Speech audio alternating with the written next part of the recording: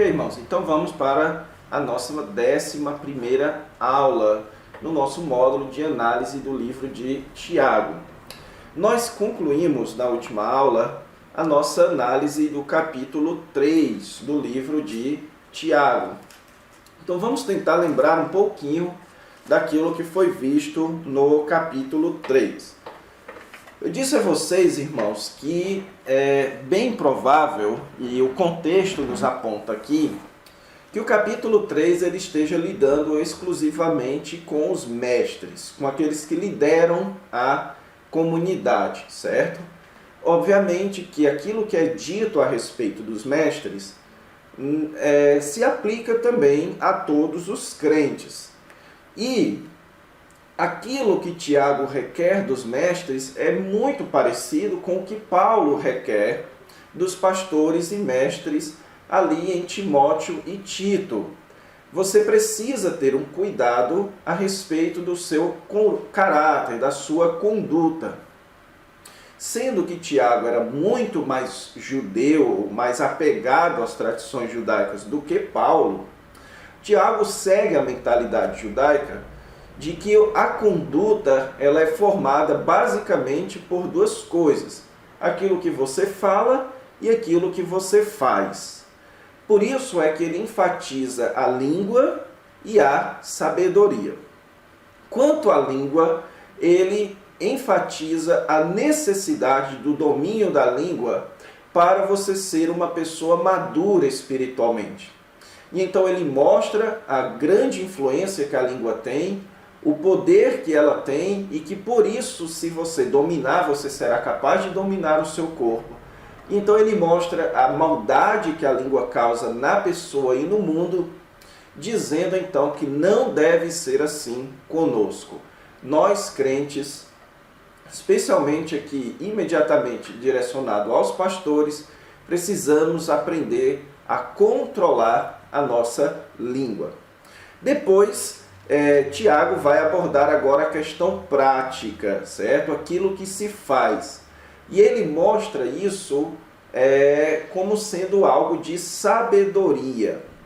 Então, a sabedoria que os mestres alegavam ter, ela precisa ser a sabedoria que vem de Deus, e não a sabedoria do mundo.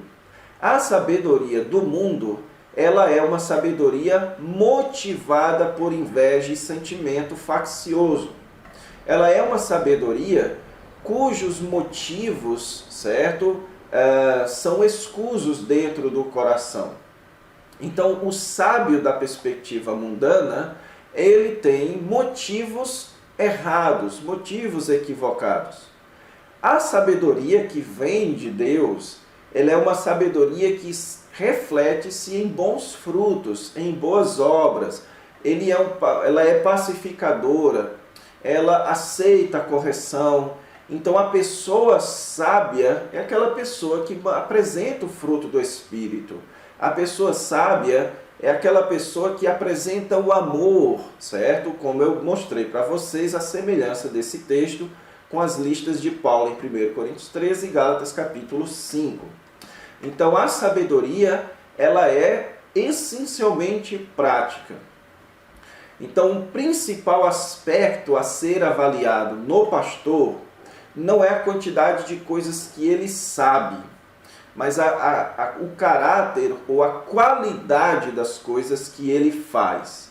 Não é tanto a sua inteligência cognitiva, mas a sua inteligência prática, o como ele vive a vida cristã. É óbvio, claro que é óbvio, que o conhecimento da palavra de Deus não deve ser negligenciado também. Tiago, 1 Timóteo capítulo 3, vai falar sobre isso. E Tito capítulo 1 também, certo? Ele tem que ser apegado à palavra fiel para ser apto para corrigir aos demais. Então a necessidade do conhecimento existe, mas mais necessário ainda é que haja o caráter. E essa presença do caráter é que é a sabedoria que vem de Deus. Então, tendo entendido o que nós vimos nas duas aulas passadas, agora nós vamos entrar no capítulo 4, ok? Então nós vamos agora avançar para o penúltimo capítulo do livro de Tiago. Então vamos lá. Ok, irmãos, então vamos aqui para a nossa primeira parte da análise, que é a parte do esboço. Nós estamos na terceira sessão do livro de Tiago, que é Construindo uma Comunidade Saudável. Então, a partir do capítulo 2, todos os assuntos vão tratar de questões dentro da comunidade. Não são mais questões pessoais, como no capítulo 1, a maturidade pessoal, mas agora a maturidade dentro da igreja. Então você tem os efeitos da doença dentro da igreja. Isso foi o que a gente viu no capítulo 2, que no caso é o favoritismo e fé sem obras. Depois nós vimos as fontes da doença, que é o mau uso da língua e uma concepção errada da sabedoria. E isso causa, como o próprio capítulo 3, o final do capítulo 3 mostra, toda sorte de males dentro da igreja.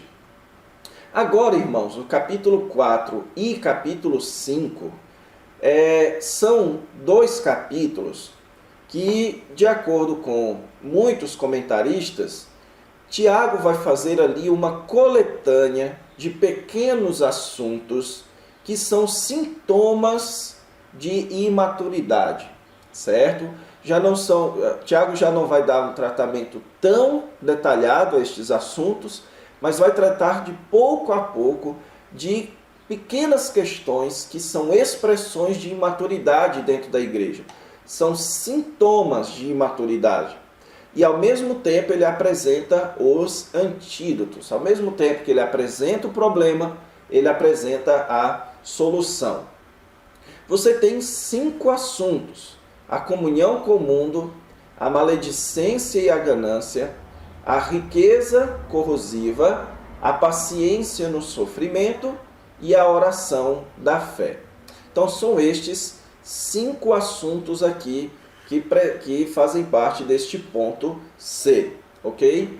Nessa aula de agora nós vamos focalizar neste ponto número 1, a respeito da comunhão com o mundo, capítulo 4, versículos de 1 a 10.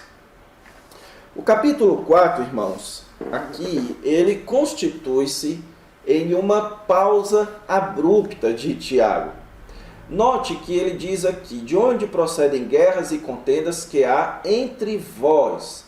Então esse entre vós aqui nos indica que ele já não vai mais estar falando a respeito dos mestres, das qualificações para o ministério de ensino dentro da igreja. Agora ele vai voltar a tratar de uma maneira geral dentro da comunidade. É de onde surgem os conflitos. Dentro do contexto, certo?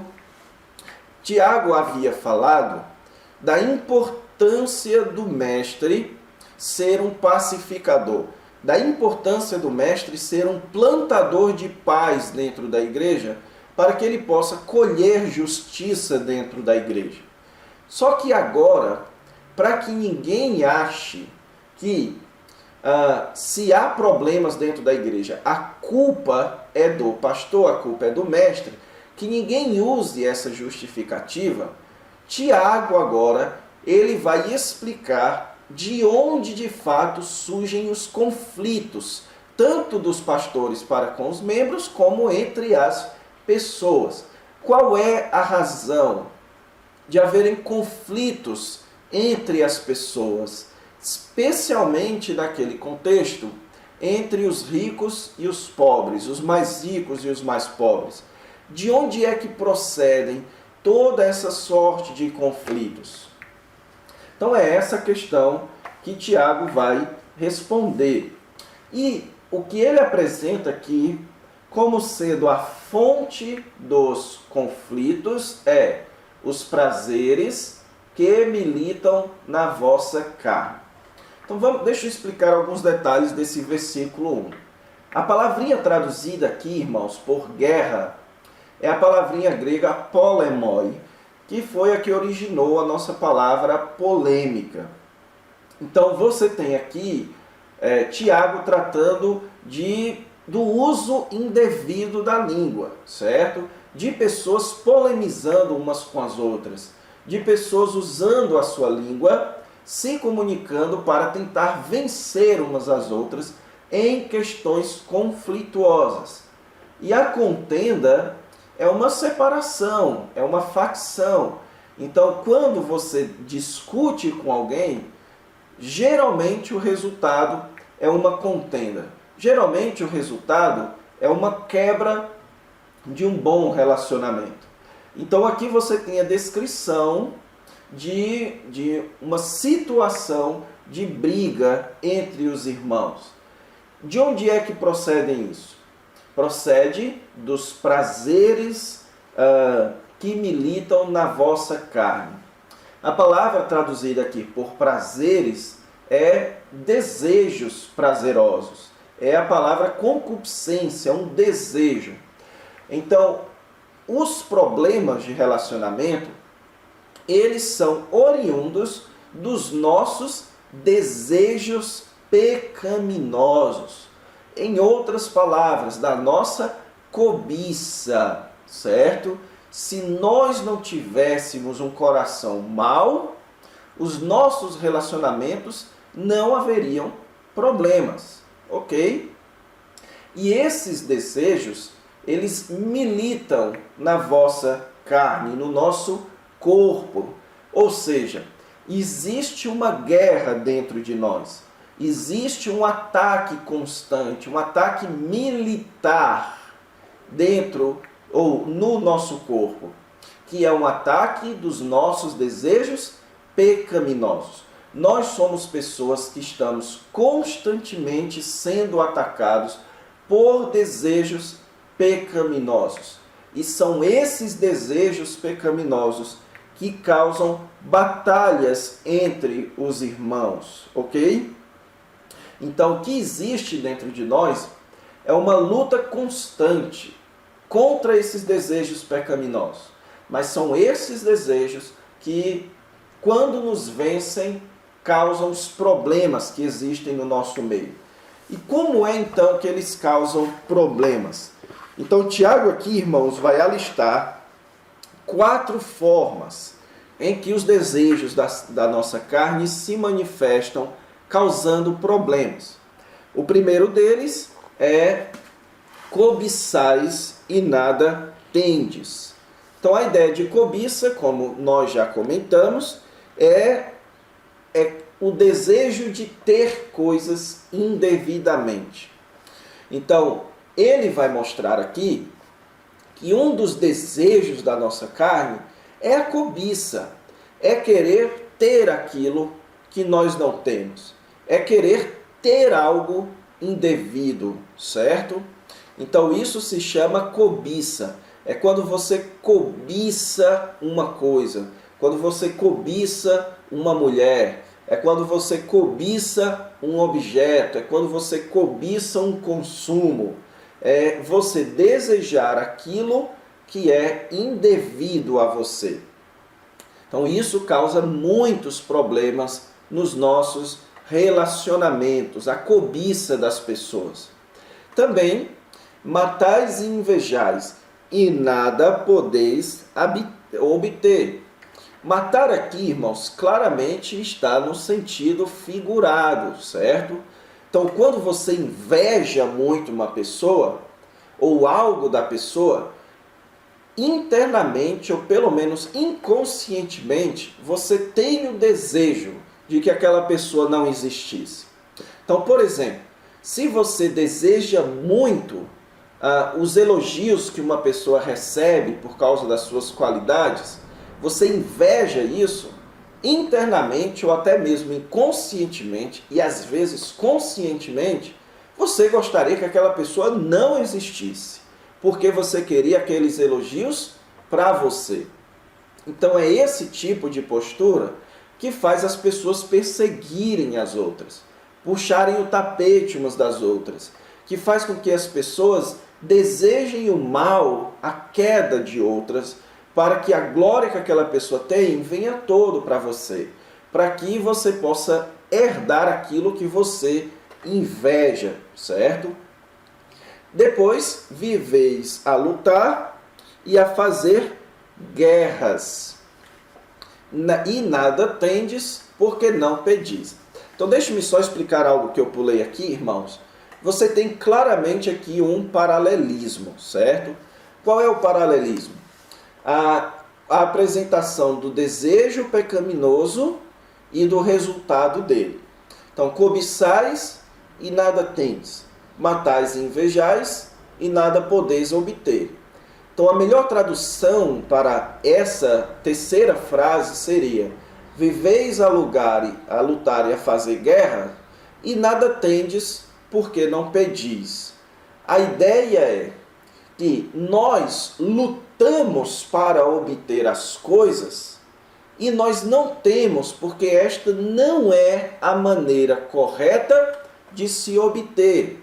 É como se Tiago estivesse dizendo: vocês vivem a lutar e a fazer guerras, a ter problemas entre vocês, e vocês não têm, porque a maneira correta de se obter as coisas é pedindo, certo?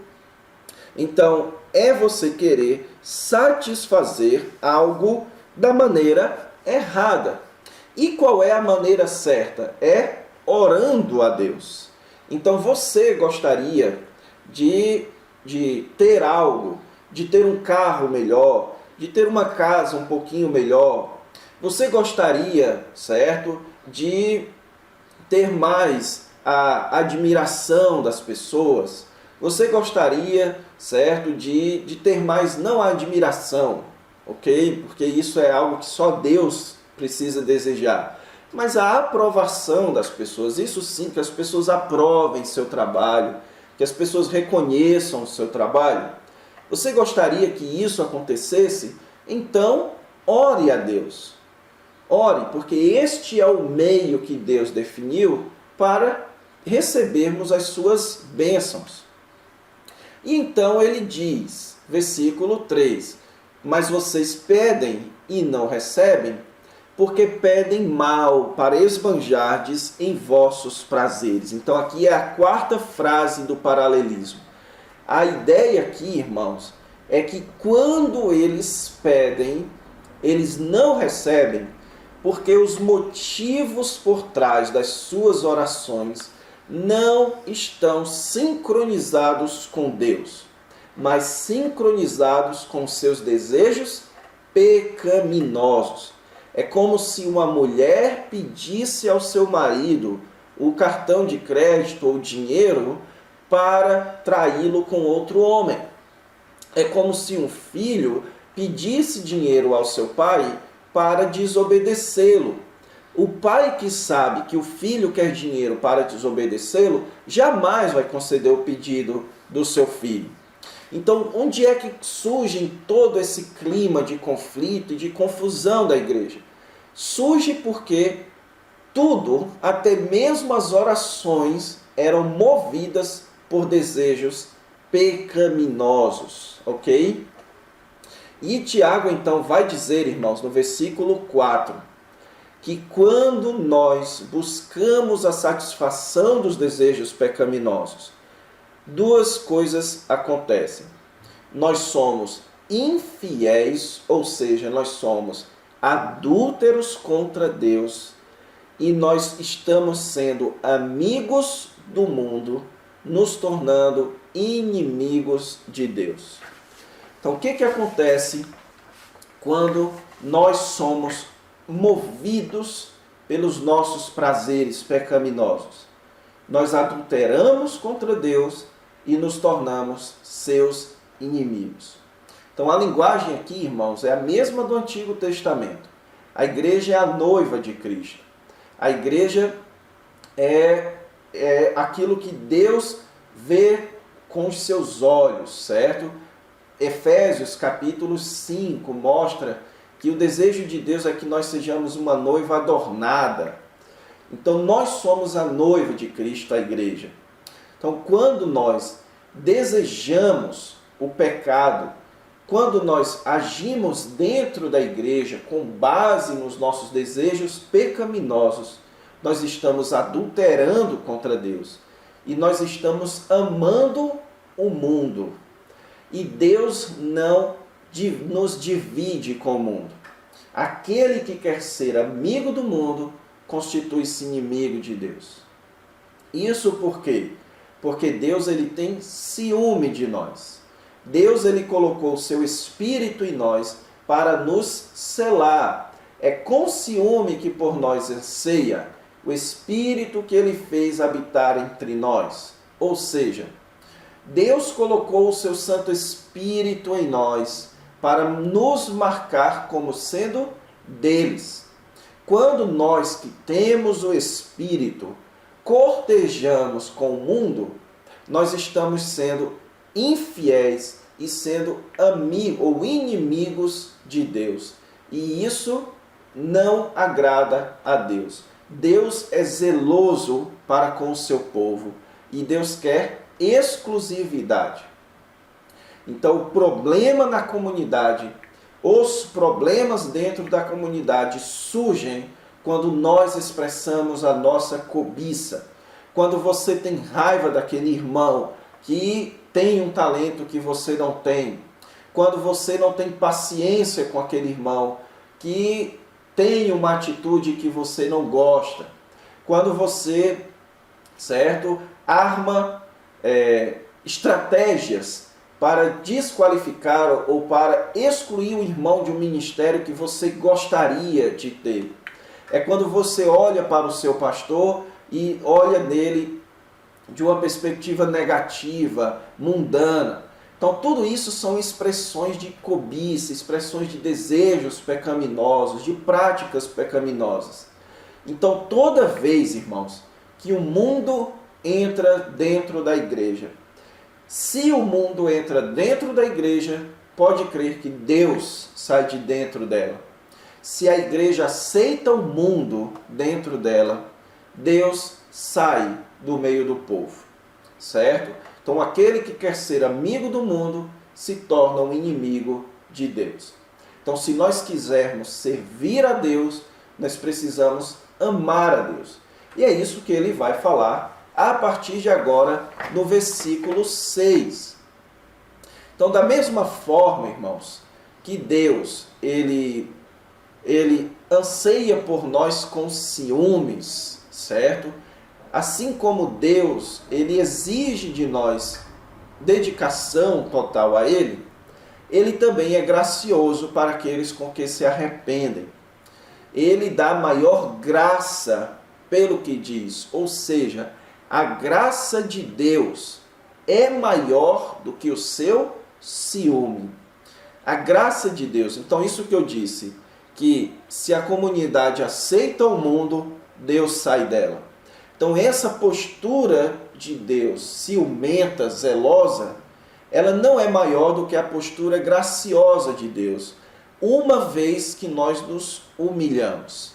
Deus resiste aos soberbos, mas uma vez que nós nos humilhamos em arrependimento, Deus nos dá a sua graça. Então é fato que nós temos desejos pecaminosos, mas mais importante ainda é o fato de que Deus aceita o nosso arrependimento, desde que nós nos humilhemos. Então, os nossos desejos pecaminosos são atos de soberba, quando nós nos achamos, são cobiça, inveja, é uma concepção errada de si mesmo, é um desejo além, é um desejo anômalo que existe dentro de nós. Isso é uma expressão de soberba, e a isso Deus resiste.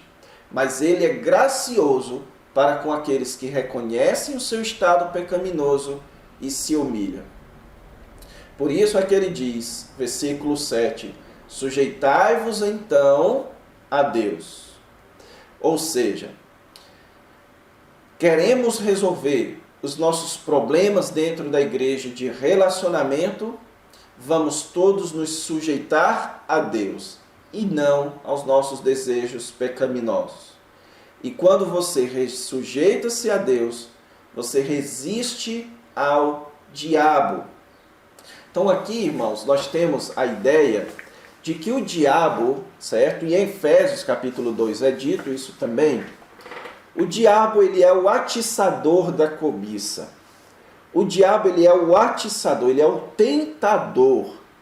Ele é aquele que provoca os nossos desejos pecaminosos.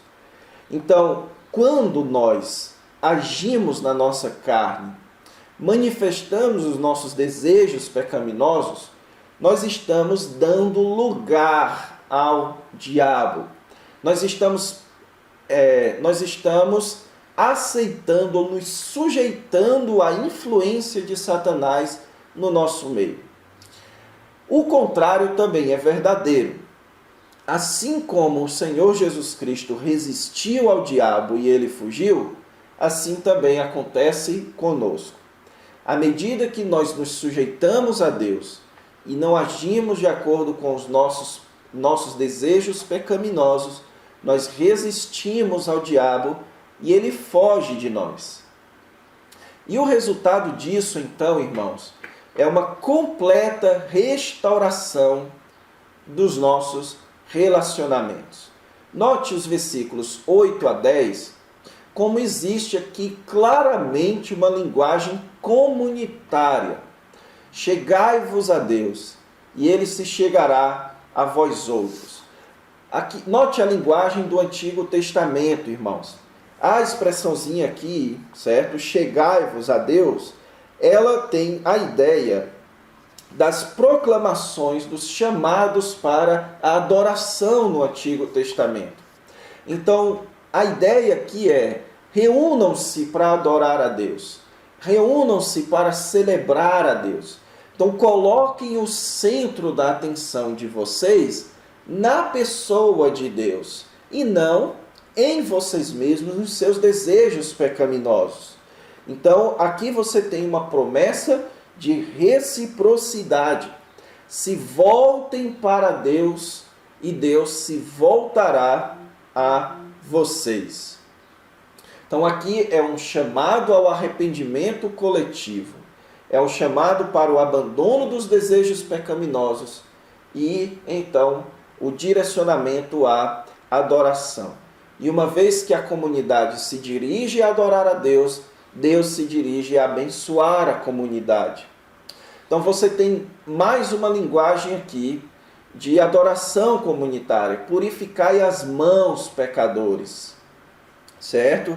Então aqui você tem a ideia do Antigo Testamento de que a adoração deveria ser precedida pela purificação. Então, era proibido no Antigo Testamento que as pessoas chegassem na adoração de uma maneira não purificada, com suas vestes sujas, certo? Com seus pecados em suas mãos. Você tem em vários profetas essa ideia de purificação, de preparação para se chegar na presença de Deus. Só que essa purificação das mãos, a ideia aqui, irmãos, não é lavar simplesmente as mãos. Por isso é que ele usa o termo pecadores. Então, nós somos pecadores. Então, como nós, como pecadores, podemos chegar na presença de Deus? Purificando os nossos atos. Então, vamos nos livrar destes atos pecaminosos no meio da comunidade. Vamos nos purificar destas ações de inveja, de cobiça, de lutas, de brigas. Vamos nos purificar disso daí para chegar na presença de Deus. O Senhor Jesus Cristo aqui, irmãos, e ele ecoa o ensino do Senhor Jesus, que aquele que chega para a adoração, tendo um problema com seu irmão, precisa deixar a sua oferta e resolver o seu problema para depois vir adorar. Pedro também diz, certo, que quando você tem um problema no casamento, isso interrompe as suas orações. Então, nosso âmbito horizontal é deve ser resolvido antes de entrarmos na presença de Deus. E ele também diz: vós que sois de ânimo dobre, também purificai. Mas purificai o quê? O coração. Então deve haver um processo de purificação interna e externa. E aqui ele usa mais uma vez aquela expressão ânimo dobre, a pessoa de dupla mente, a pessoa que tem várias intenções, vários motivos, aquela pessoa que é apegada às circunstâncias, certo? Isso é algo extremamente criticado por Tiago nesse livro. Aquela pessoa que a sua conduta é baseada nas circunstâncias e não na sua fé. É aquela pessoa que, se as coisas estão bem, ela age de uma forma, se estão mal, ela age de outra. Então, aquela pessoa que, por exemplo, dentro da igreja, ela tem várias intenções obscuras, certo? Então, essas intenções obscuras precisam ser purificadas para se chegar na presença de Deus. E também, irmãos, para se chegar na presença de Deus, é preciso arrependimento coletivo, aflição, lamentação e choro. É impossível que, ao olhar o seu pecado, ao ver o tamanho do seu desejo pecaminoso, o quanto você tem sido adúltero, ao reconhecer a si mesmo como pecador, você chegue na presença de Deus com muita alegria. É por isso, irmãos, que o culto público ele precisa ter tanto uma dose de alegria, quanto ele precisa ter uma dose de tristeza. O que eu quero dizer com isso? Tanto o culto público deve expressar a alegria da presença de Deus, como o culto público deve também influenciar as pessoas a entristecerem pelo seu pecado. Então, o entristecimento pelo pecado tem que fazer parte da preparação para se chegar a Deus, certo? O arrependimento por causa dos nossos desejos pecaminosos. Que o nosso riso seja convertido em pranto. Que a nossa alegria seja convertida em tristeza, antes de se chegar na presença de Deus. Que nós nos humilhemos na presença de Deus. E a ideia aqui do versículo 10, portanto, para concluir é: quando nós nos sujeitamos, inclinamos a nossa cabeça a Deus, Ele inclina a nossa cabeça. Então, quando nós voluntariamente baixamos a nossa cabeça para Deus, Deus é quem levanta a nossa cabeça. Que não sejamos nós os que levantemos as nossas próprias cabeças. Que não sejamos nós que nos exaltemos, que sejamos soberbos, que queiramos a satisfação dos nossos desejos. Então, a igreja não é um lugar de pessoas que querem satisfazer as suas ambições pessoais. Eu conheço, já vivenciei, irmãos, vários casos de problemas sérios na igreja, por causa de pessoas que colocavam os seus projetos pessoais, as suas ambições, os seus desejos pessoais, acima dos desejos de Deus e da comunidade. Pessoas, por exemplo, que tinham uma forte ambição de ser pastor e por não poder, toda vez que se levantava na igreja pessoas com esse tipo de característica, essa pessoa queria derrubá-la, puxar o tapete. Então, esse tipo de postura é aquela postura onde você exalta a si mesmo. E a postura que Tiago quer que nós sejamos é a postura em que a gente baixe a nossa própria cabeça, que nós nos sujeitemos a Deus. E que se há alguém que vai levantar a nossa cabeça, que seja Deus. Quer nessa vida, quer na vida futura, ok? Então vamos parar o nosso estudo por aqui, desse texto, certo? Eu penso que aqui não há motivo para a gente entrar em uma parte de aplicação prática, visto que esse texto já é muito prático, ok? Então vamos parar a nossa análise por aqui. Na próxima aula nós prosseguimos com o capítulo 4 a partir do versículo 11. Então fiquem com Deus, até a próxima aula.